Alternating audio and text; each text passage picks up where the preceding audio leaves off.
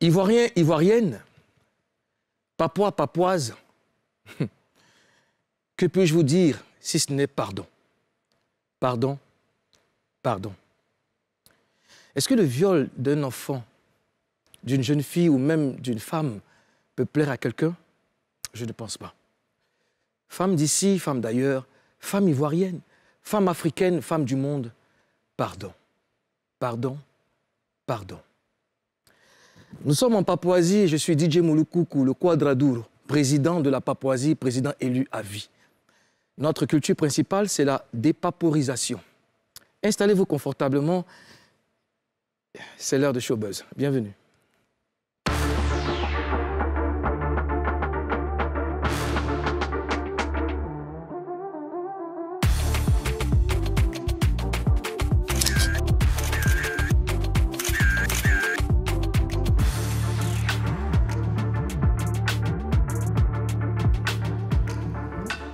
Comme tous les jours, je suis en compagnie des autorités de la Papouasie. Monsieur le Premier ministre de la Papouasie, bonjour, Ozone. Bonjour, monsieur le président de la Papouasie. Madame le gouverneur du district de Béré City, notre capitale, Karen Astar. Bonjour. Karen Astar. Bonjour. Karen Astar. Bonjour. Qu'est-ce qui nous attend dans Showbuzz de ce jour? Tout de suite, le sommaire.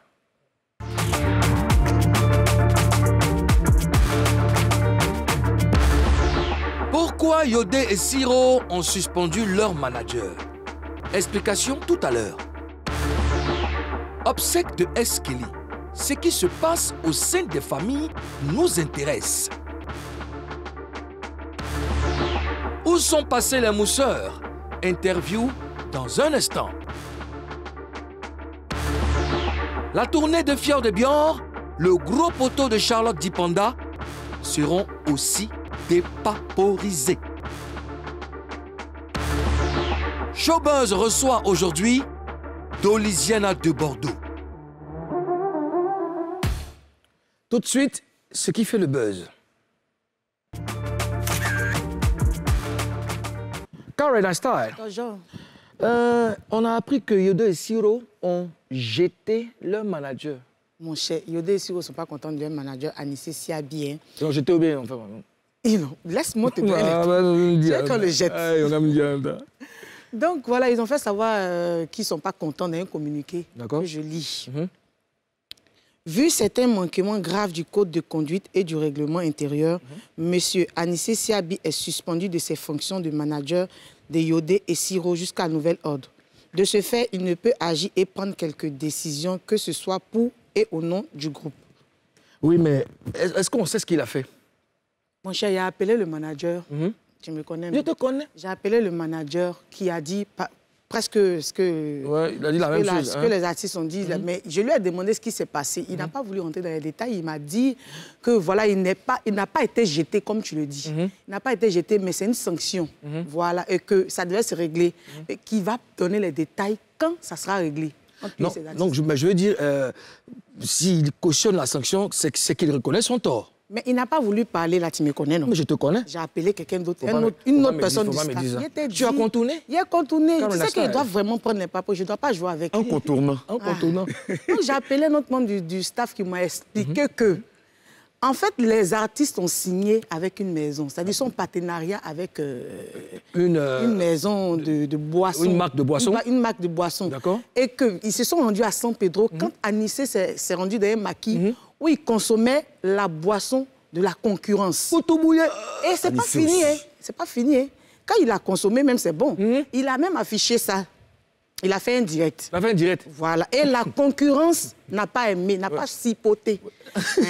La concurrence a fait des reproches aux artistes qui ont aussi interpellé le manager qui, lui, à son tour, répond que ce sont les artistes qui sont en partenariat avec les gens là. Lui, il n'a rien à voir dedans. Attends, donc lui, le manager, il n'a rien à voir avec le contrat que les artistes ont avec le partenaire. Sinon, c'est pas une histoire de Jay.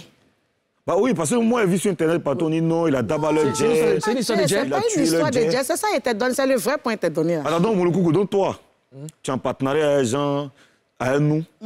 Et puis, Jean, ton manager, toi, tu es artiste. Toi, ton manager n'est pas Jean, lui, il fait rien à nous, en fait. C'est un esprit con. Ozone, on dit Yodé et Siro Et le manager. C'est un exemple. Parce que pourquoi c'est moi tu prends un exemple? Non, parce que ça, c'est un exemple qu'on doit... En fait, on doit bien dépaporiser ça en profondeur, en largeur, en longueur, de façon horizontale.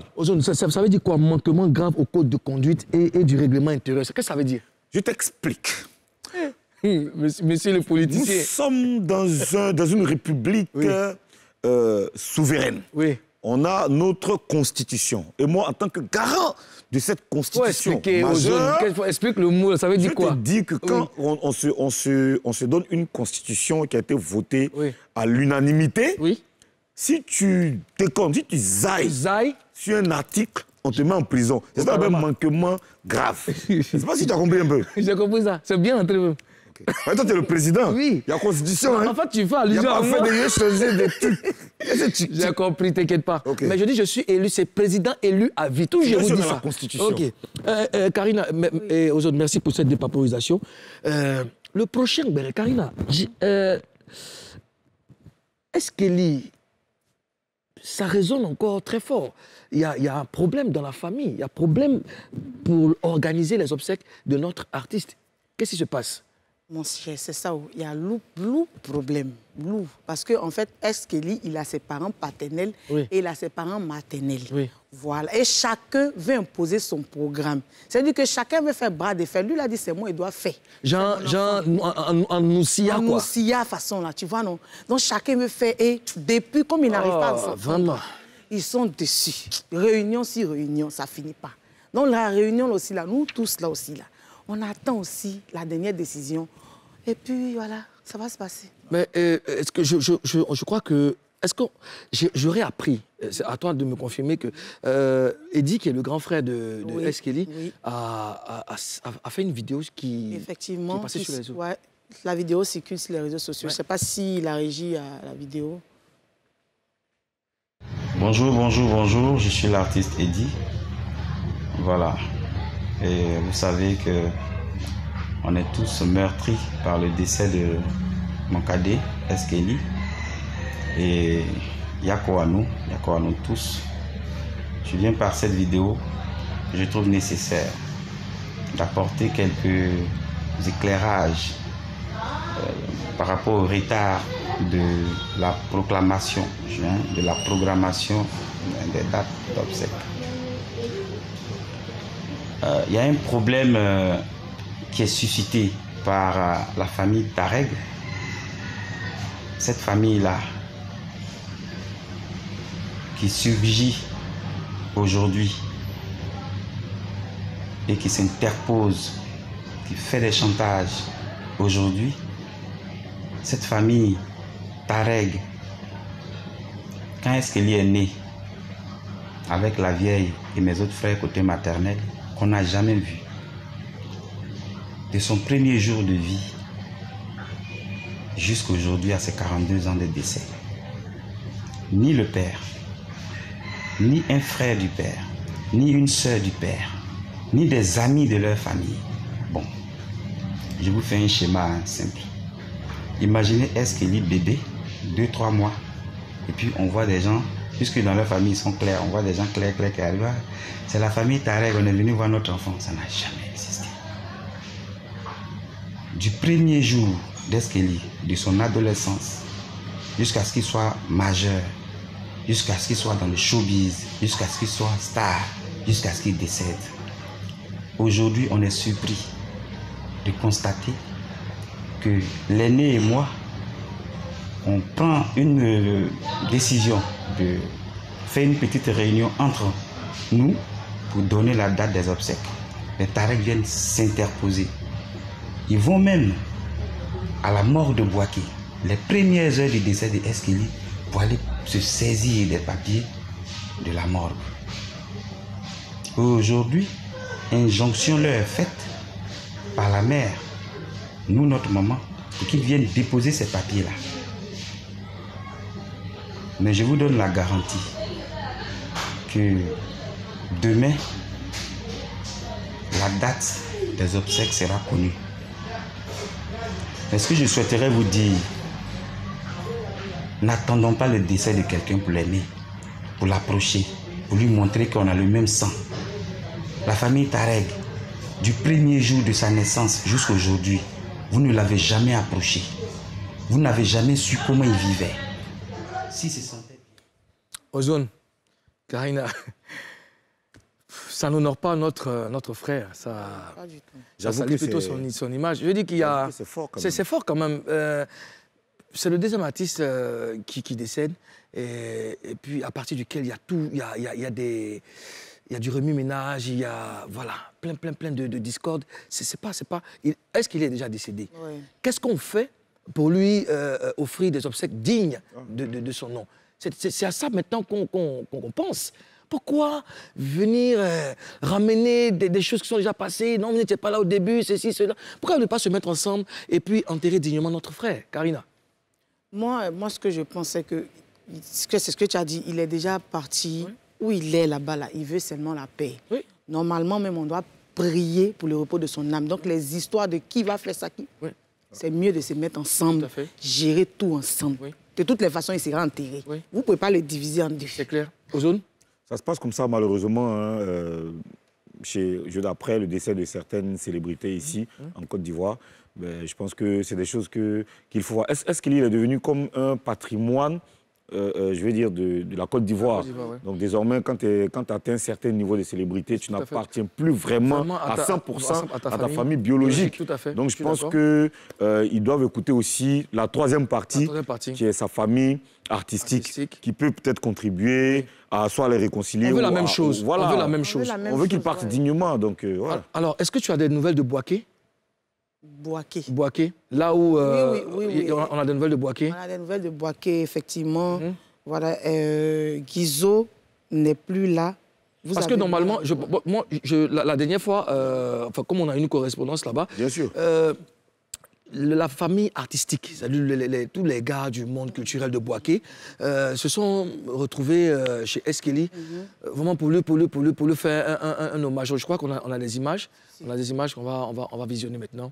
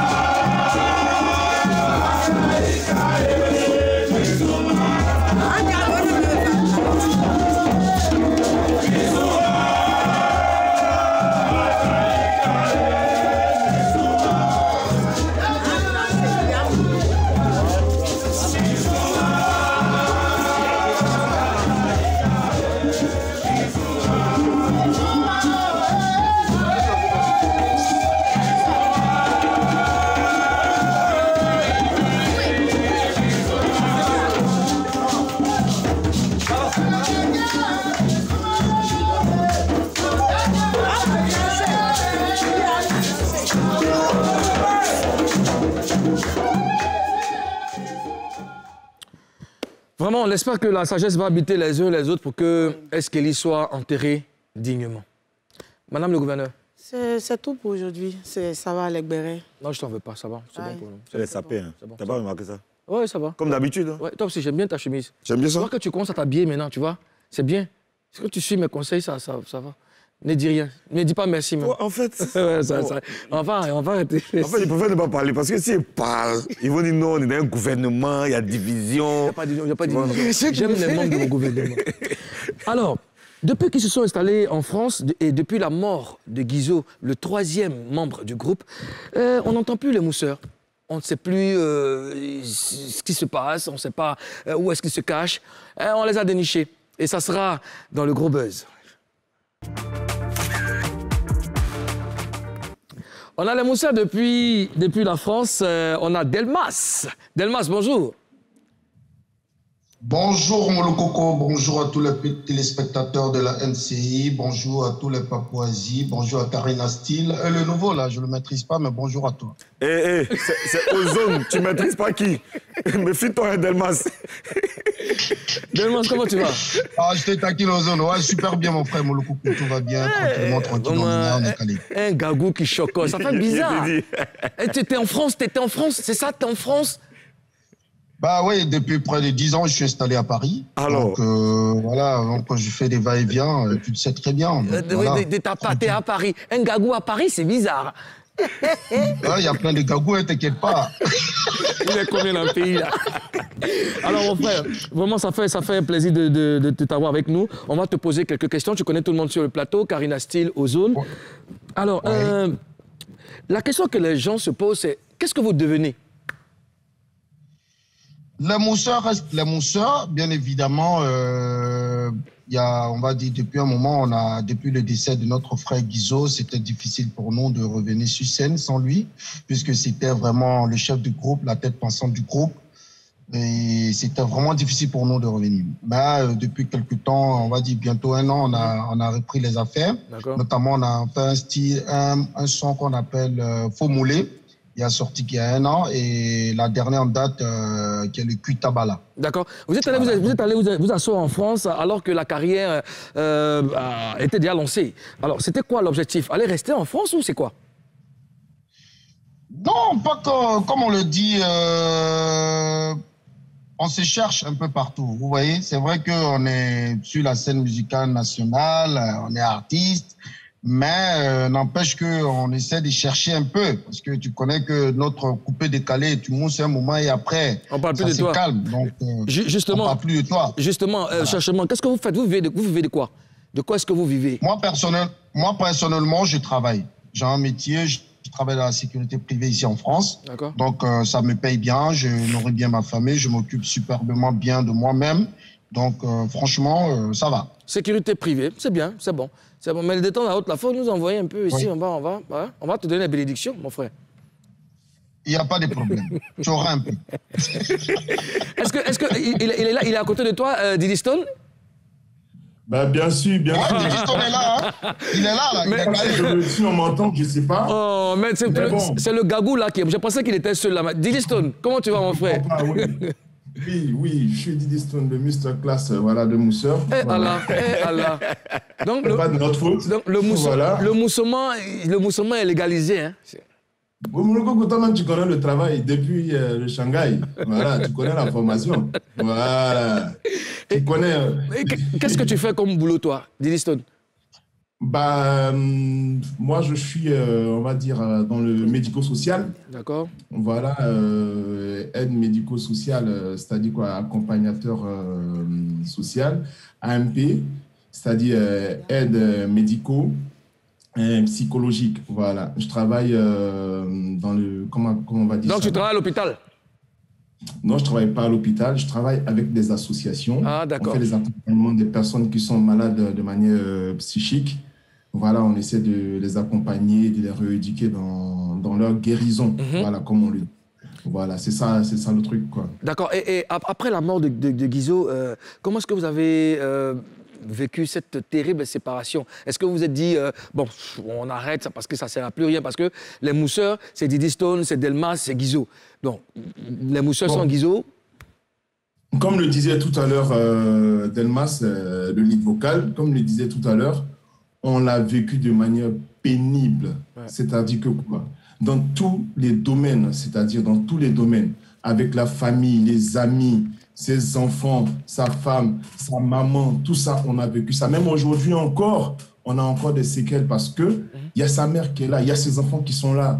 Voilà, on en vit encore toutes ces difficultés-là. C'est pourquoi on s'est dit, ben non, on ne va pas laisser le moussement comme ça. On va essayer de relever le défi rien que pour Guizo et pour aussi le show business qui nous a vu grandir en Côte d'Ivoire. Voilà. D'accord, Diddy Stone. Karina? Delmas, moi j'aimerais savoir, vu que tu as dit tout à l'heure que vous avez voulu continuer le moussement pour Guizo, j'aimerais savoir, est-ce que vous n'avez pas songé à faire un morceau hommage pour lui ou bien c'est nous qui n'avons pas entendu? Justement, Le morceau hommage, il viendra, mais il fallait commencer par se faire une place. Parce que si on vient avec un morceau hommage à Guizot, je pense que ça va pas le faire. Parce qu'il y a un maxi-single, un album encore qu'on veut préparer, qui est en préparation, dont on aura tous ces titres là-dedans. Voilà. Alors Dizzy Stone, parlant justement de Guizot, est-ce que c'est vrai qu'il y a eu des soucis entre vous et sa femme? Si oui, c'était quoi le problème? Des soucis avec sa femme, franchement, on n'en a pas eu des soucis en tant que tel par rapport à la mort de Guizot, mais plutôt des différends d'opinion qui n'ont rien à voir avec... voilà. Et je pense que là, ces soucis-là sont... c'est derrière tout ça, en fait. Ce pas des soucis, mais c'est des différends d'opinion. Des différences d'opinion, d'accord. Et moi, je m'adresse à Delmas. Delmas, tu es là? Oui, je suis là. D'accord. Dis-moi, à l'époque, vous aviez demandé une autopsie concernant la mort de Guizot. Est-ce que vous avez eu les résultats? Est-ce que c'était une mort naturelle? Alors, Mouloukoukou, comme je l'ai dit, c'est vraiment difficile de toujours revenir sur la mort de Guizot. Et franchement, c'est vraiment difficile, vous voyez. Et pour répondre à la question, il n'y a pas eu d'autopsie. Parce que sa femme avait demandé, après, parce qu'il était marié légalement. Et donc, c'est elle qui avait tous les droits de pouvoir faire ce qu'il fallait pour pouvoir faire l'autopsie. Après, il n'y a pas eu de suite. D'accord. Il n'y a pas eu d'autopsie. Et je ne saurais vous dire si ça a été naturel ou c'était quelque chose, comme les gens l'ont dit, l'empoisonnement et tout. D'accord. Donc, je ne saurais vraiment te dire. D'accord, vraiment, que son âme repose en paix. Alors, dis-moi, est-ce que vous avez les nouvelles de votre oncle, le King Saint-Jo? Alors, l'oncle, pour te dire, on a de ses nouvelles. Je suis toujours avec lui. J'étais avec lui il y a 2-3 jours, notamment ceux qui me suivent sur Facebook ont vu, j'ai fait une vidéo où j'étais avec lui. D'accord. Donc, il est là, il est super bien là et il se prépare pour le retour en Côte d'Ivoire. D'accord. Ça, c'est une exclusivité que je vous donne. Il se prépare pour le retour. C'est quand exactement? Et encore Mouloukoukou. Oui. En exclusivité, Mouloukoukou, en exclusivité encore, je te dis, oui.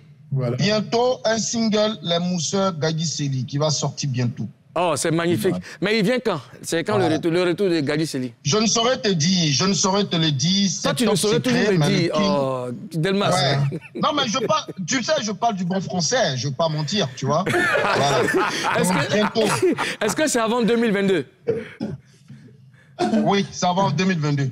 Non, ouais, c'est très proche. Hein. Avant 2022, il sera là. Donc, on peut dire peut-être, je sais pas, peut-être le mois prochain. Mais Delmas, est-ce que vous n'avez pas peur de revenir? Parce qu'aujourd'hui, le coupé décalé évolue. Hein? Il y a Afro Trap dedans, il y a machin dedans. On évolue avec. Écoute-moi, frère. Les deux, là. Un jour, excuse-moi. Alors, attends, excuse-moi. Pour répondre à ta question, un jour, je posais la même question à Gadi Seli, qui est mon mentor, mon père, mon oncle. Je lui posais la même question.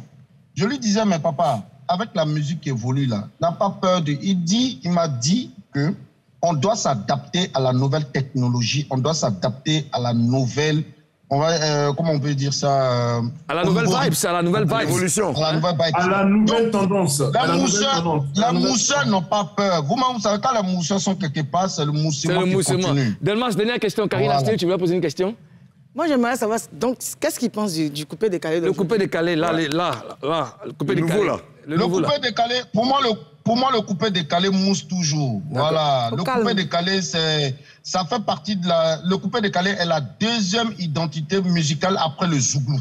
Donc, il ne faut pas cracher sur le coupé décalé. Je suis d'accord. Voilà. Pour moi, le coupé décalé demeure et demeurera. Voilà. Et aujourd'hui, le coupé décalé, l'afro-trap et tout, c'est des dérivés du coupé décalé. Les gars, voilà. Votre actualité en ce moment, votre actualité? Notre actualité en ce moment, on est en train de bosser sur notre maxi single, on est en train de travailler en studio et tout ça. D'accord. Pour la réalisation de nos clips vidéo pour revenir vraiment en force. Oui, Delmas Didystone, merci de nous avoir accordé un peu de temps. On est ensemble. Quand vous arrivez à Abidjan, oui, il y a quoi? Oui. Voilà, non, mais en fait, c'est pour vous féliciter. Félicitations à toi, à ton équipe, à ton gouvernement.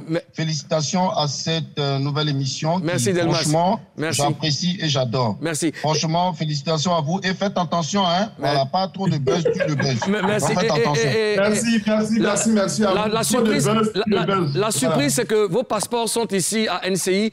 Quand vous arrivez à Abidjan, venez les récupérer. La Papouasie va vous accueillir. Il n'y a pas de problème. Merci les gars, portez-vous bien. Merci à toute l'équipe. Ciao. C'est bon, ça fait plaisir. Ça fait plaisir. Famille, merci. Allez, ciao. Alors les gars, c'est bon, ça fait plaisir de... Non, ça fait pas plaisir. Parce que l'afro-trap n'est pas dérivé du coupé-décalé, quoi. C'est juste une précision. Et on n'a qu'à l'ignorer. Non, OK.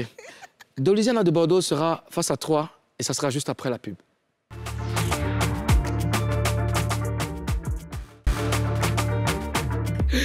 Ouais, c'est bon, on s'est marré un tout petit peu. Mais nous sommes de retour sur le plateau. C'est la deuxième mi-temps de Showbuzz. Et puis, c'est le moment où nous recevons nos invités. Celui que nous allons recevoir fait du coupé-décalé. C'est un artiste que nous affectons. Non, pas affectons. C'est un fonctionnaire. Tu veux nous affecter? Nous affectionnons. Ah, ok, d'accord. Tu comprends français? D'accord. Doliziana de Bordeaux est dans Showbuzz. Nous l'accueillons tout de suite. Doliziana de Bordeaux.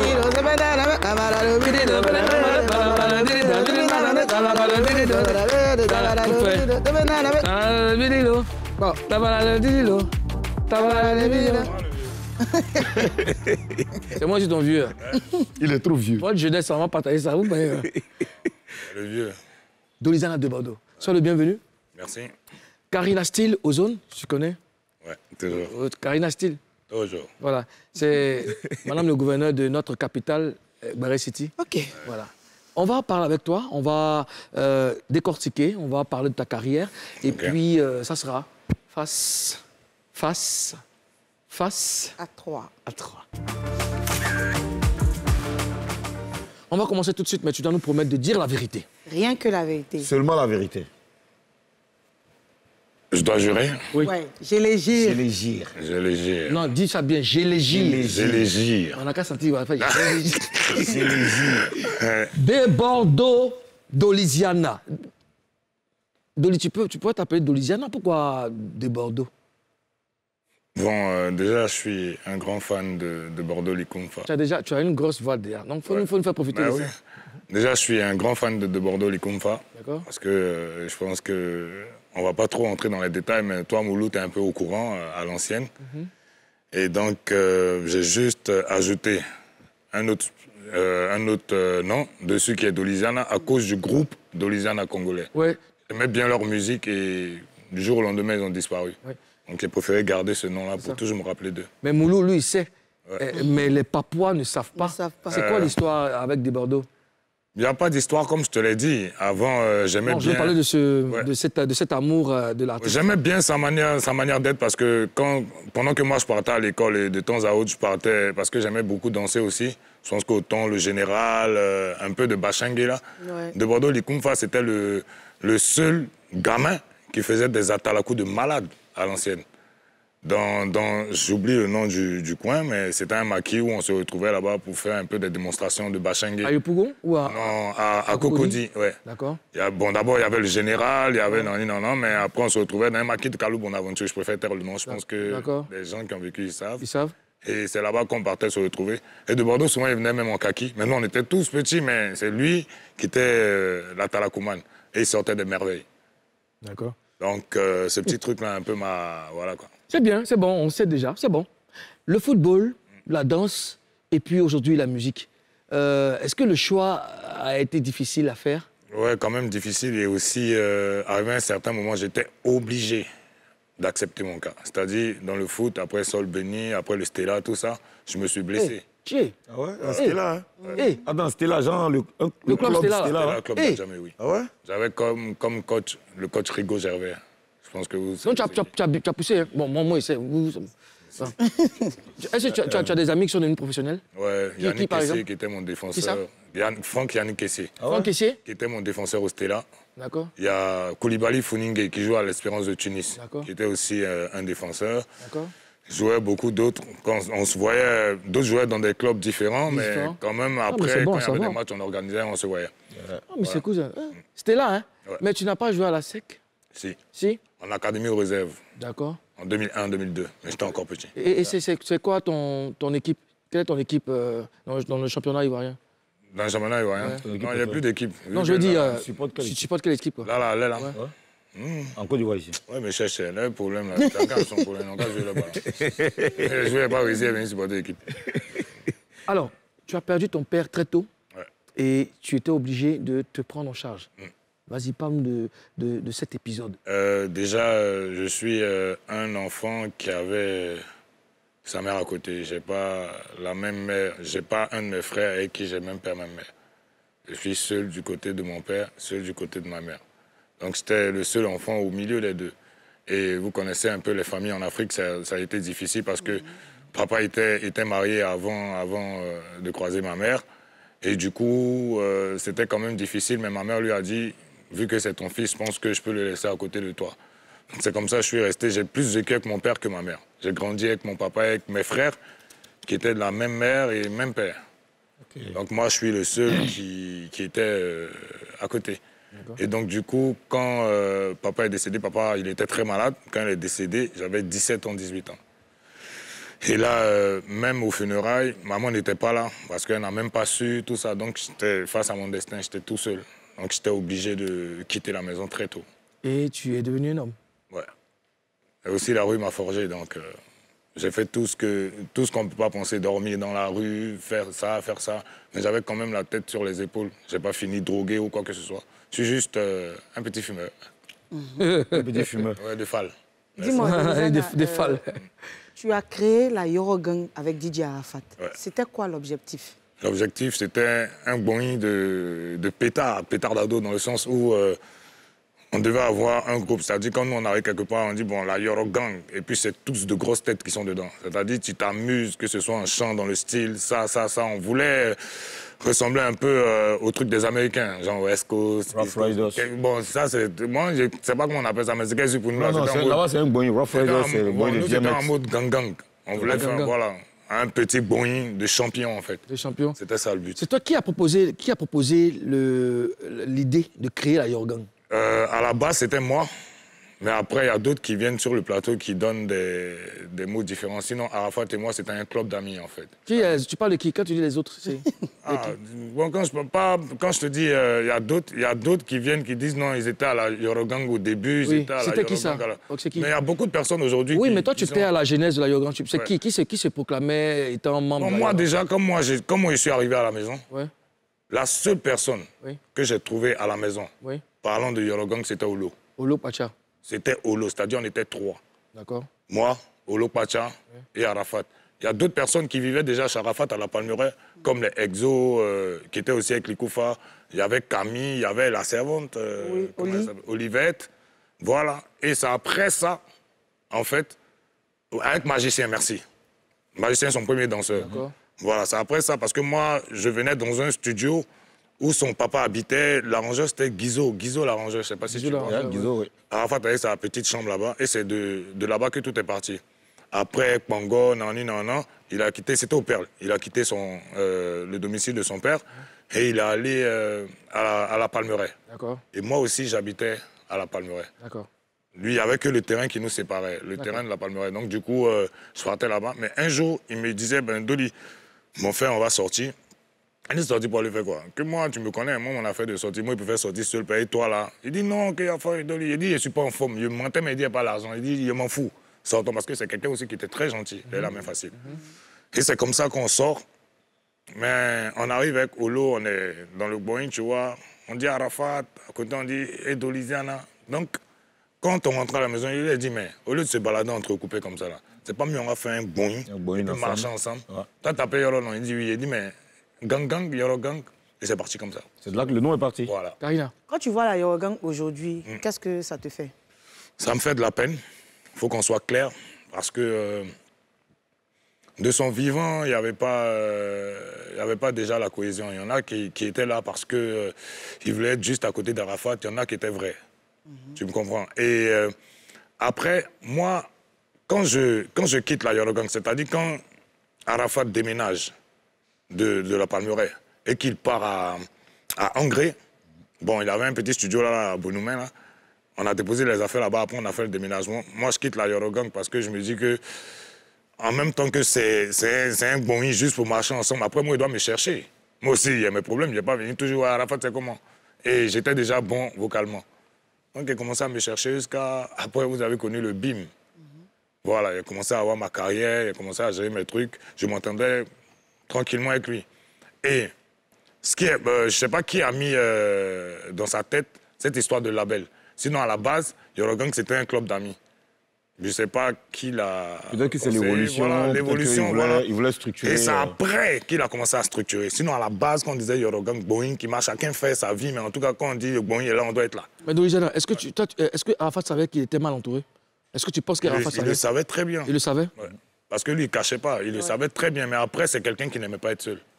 D'accord, j'aimerais parler de Talandile, le single de Ariel Chené. Est-ce que tu comprends qu'on lui interdise de sortir un morceau en hommage à son mentor qui est Didi Arafat? Et tous ceux qui ont fait un morceau d'hommage pour Bob Marley là. Mais pour lui particulièrement. Non, mais moi je me dis qu'il n'y a pas de problème. Il a envie de faire hommage à son vieux père, qu'il le fasse, même s'il a eu des histoires. Nous tous, on a eu des histoires avec Arafat. Tu me comprends? Nous tous, on a eu des histoires avec Arafat.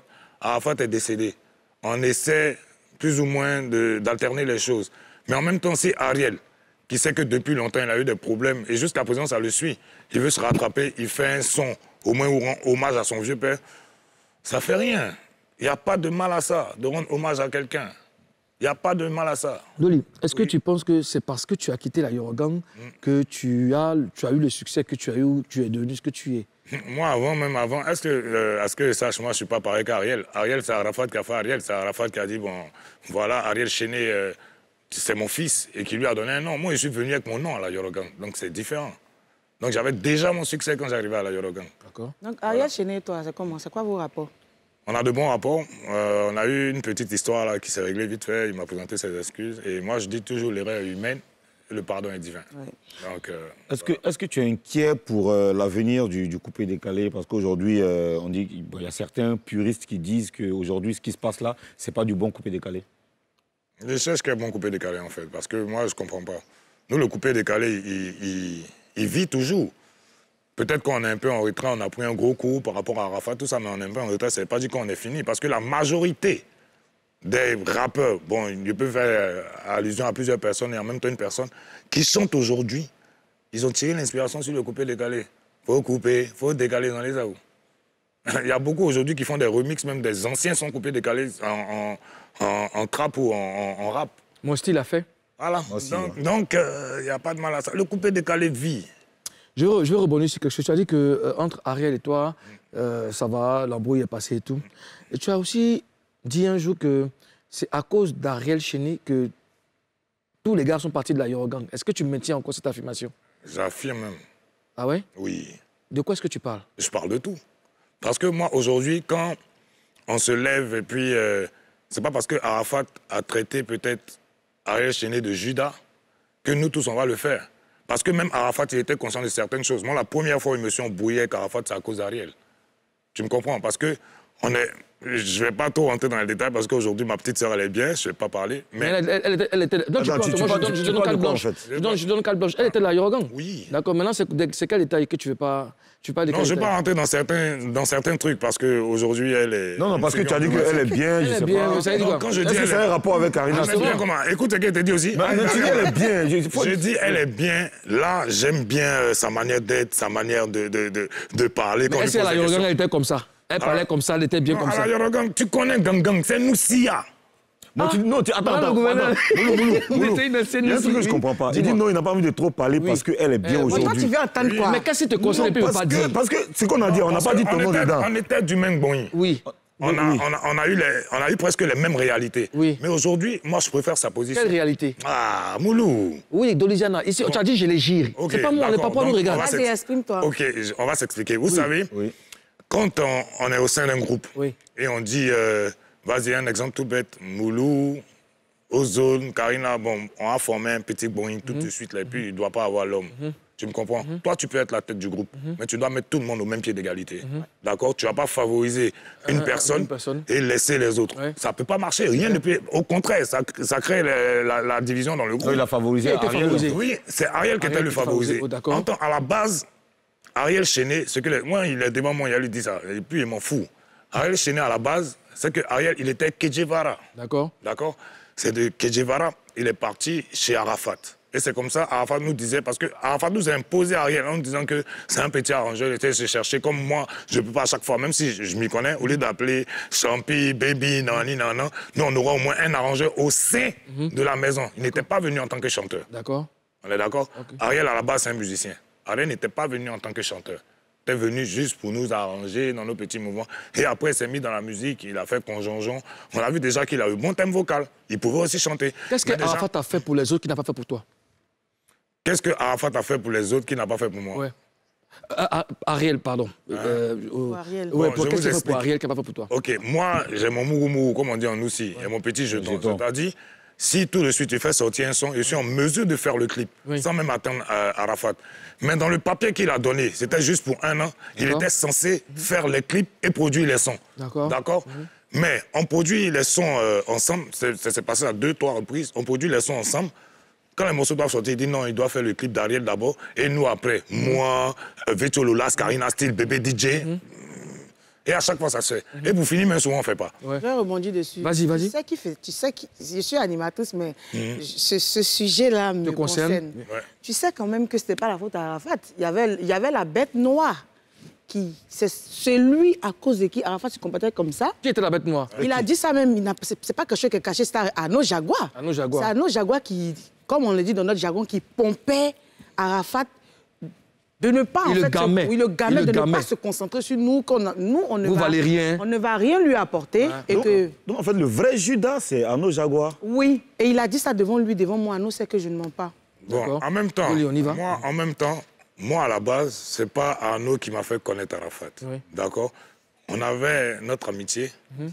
On n'avait pas besoin d'écouter quelqu'un qui venait d'arriver pour faire quelque chose de bien pour son ami. Sauf que la personne qui venait d'arriver a eu un poids. Peut-être. Mais parce qu'il était trop talentueux, peut-être. Il était trop fort, peut-être.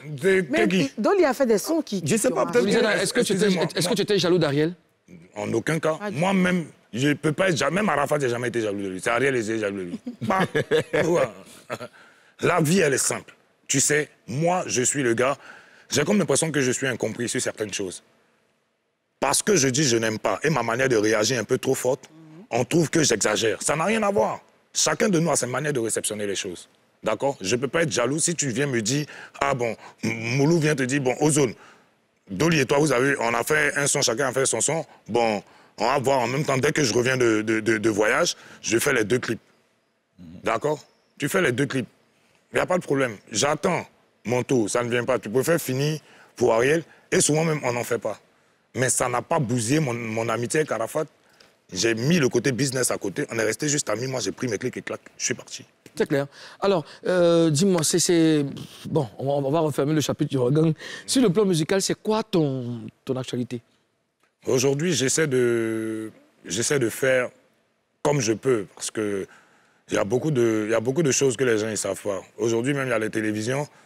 Dieu merci, on a beaucoup de télévisions en Côte d'Ivoire qui essaient de propulser les artistes, mais à la télévision, dont je préfère taire le nom ici, qui n'étaient pas prêtes à faire quoi que ce soit.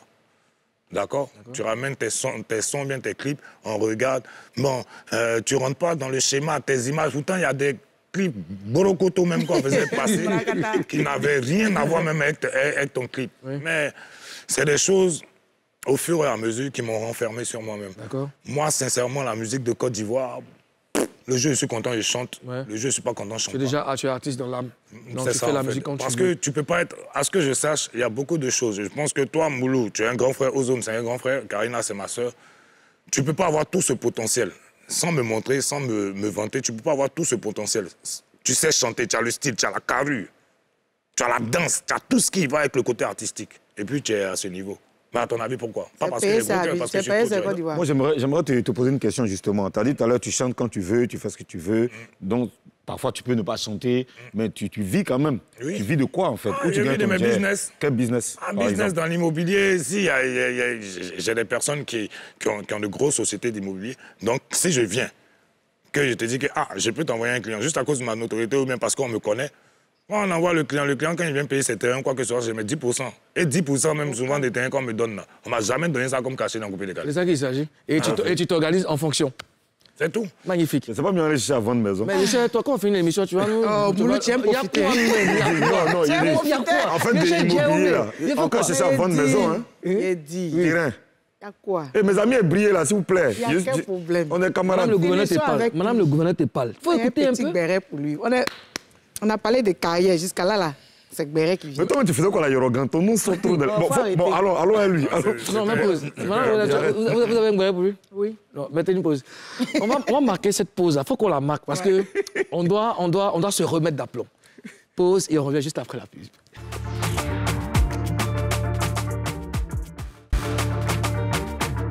Nous sommes de retour sur le plateau pour la dernière ligne droite de cette émission.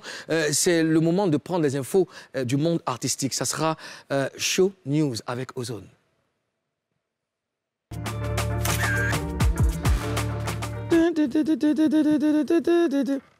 Toi, tu dis que tu as un béret, tu réserves ça.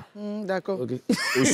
Hé, Karine, tu m'as agressé mon élément. Mon élément aussi. Alors, Ozone. Yes.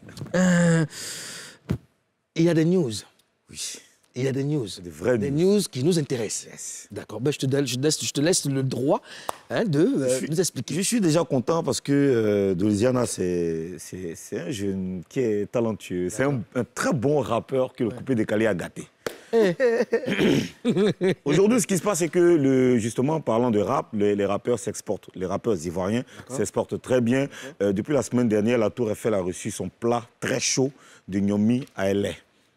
Notre ambassadeur, le Bombarada national, le Bombarada national s'est rendu lui-même dans la capitale française, c'est-à-dire notre Fjord de Bior, même à aller dans la capitale française pour aller montrer que actuellement là, c'est nous, on a pris le pouvoir, que c'est le rap ivoire qui contrôle le monde entier. Ce n'est pas un débat, c'est comme ça. Donc il est allé et il était bien sûr à l'affiche avec des gars, il était à l'affiche avec des gars comme Burna Boy. Burna Boy, tu sais que lui fait concert dans les stades. Et puis Niska, tu sais que c'est pas les petits featuring.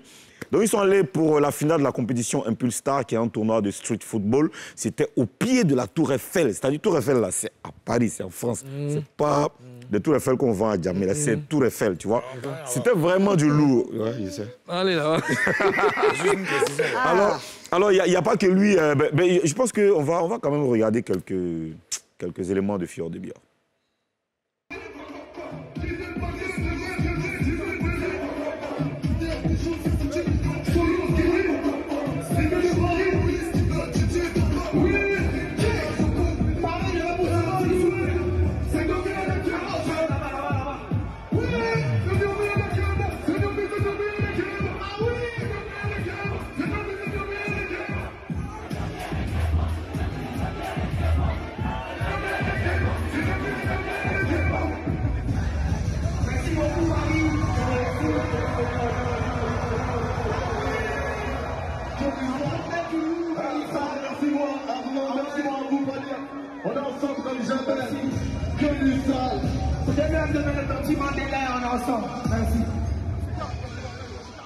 On est tout simplement fiers. Ouais, ça fait vraiment plaisir de voir. Il n'y a pas que lui, il y a Kiki Moteleba qui, cette semaine au Cameroun, Suspect 95, qui sera donc à Ouaga. On va forcément revenir sur ça. Il sera sur scène avec une star donc, du rap burkinabé. On va revenir sur toutes ces informations, notamment il s'appelle Kayawoto. C'est l'un des rappeurs ivoiriens le plus respectueux. Qui ça? Le Fjord. Oui, c'est bien que ça sorte de ta bouche. Pour ça, franchement, moi, je lui tire le chapeau. Tant que tu es respectueux. Non. Non, Ozone. Mais tu sais, attends, les dossiers, c'est pas les bérets, les papos, les... Gros poteau de Charlotte Dipanda. Oui. Qu'est-ce qui s'est passé? C'était donc le week-end dernier au Palais des Sports de Ouagda à Yaoundé. Charlotte Dipanda, les images qu'on a reçues donc, de ce spectacle de Charlotte Dipanda ne font pas vraiment plaisir au Cameroun dans son pays. Alors on a essayé de parler avec quelques autorités du show business là-bas, quelques hommes de médias. On a des images, oui, qui disent qu'ils ne sont pas contents. Ils ne sont pas contents de l'organisation, de la façon dont Charlotte Dipanda a fait sa promo.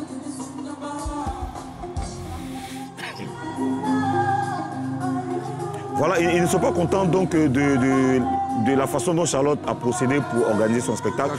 Certains l'ont sollicité, certains hommes de médias l'ont sollicité pour leurs émissions. Elle a dit oui, mais elle n'est pas venue. Donc ils ont décidé de boycotter tout simplement. Ils ne sont vraiment pas contents.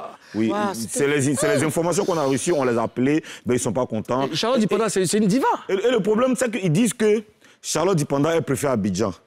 Moi, c'est ça qui m'a choqué. Ils disent que quand elle vient à Abidjan, elle passe partout sur les médias, mais quand elle va chez eux, elle ne veut pas, machin. Nous, franchement... Karina, est-ce que tu comprends les arguments des Camerounais? Franchement, je suis dépassée. Et puis, vois même comment le poteau met lourd. Non, c'est pas un poteau, c'est un mur. C'est un mur. Oh, c'est un mur. Oh là là, vraiment, on est navré pour la diva. J'imagine un peu qu'elle doit être sonnée. Charlotte, pardon, viens ici. Tu tends là-bas. Dans son regard, ça se voit que c'est une femme forte.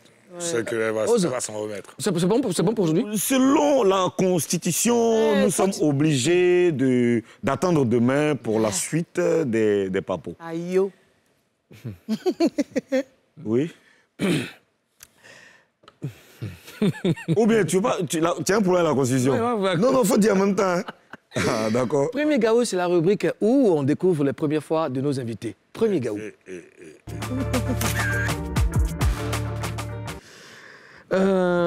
Dolisana de Bordeaux.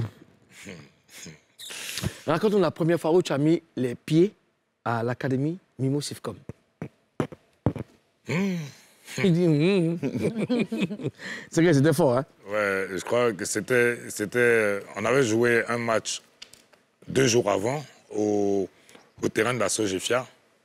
Et après le surlendemain, on est parti à Solbeni. Quand je suis rentré, j'étais waouh. Je pensais qu'il était en bengue, mon vieux. Je pensais qu'il était bien parce que tout est bien orchestré, tout est bien organisé. C'est à sec, c'est comme ça. Ça m'a marqué, ça m'a mis dans un bain d'eau pas possible. Donc, je pensais que j'avais réussi. Mais en conclusion, je suis revenu à la raison. Tu es revenu à la maison comment? Je suis revenu à la raison. Mais je suis allé, j'ai vu, tout est joli. Conclusion, c'est pas des marques qui n'avaient plus alors. Dolisana de Bordeaux. Ouais. On a pris beaucoup de plaisir à te recevoir sur notre plateau. Merci d'avoir accepté. On te souhaite vraiment bonne chance dans ta carrière. Non, Madame le gouverneur voulait le charrier. Elle voulait le charrier. Voilà, tu sais, c'est notre gouverneur. Donc elle lance tout le monde est... On va parler ça à côté. Voilà, hors antenne. Madame le gouverneur, merci. Monsieur le Premier ministre, merci. Selon la Constitution, on a le droit de partir... Merci. Papouase, Ivoirien, Ivoirienne, pardon. À demain. Que Dieu vous bénisse.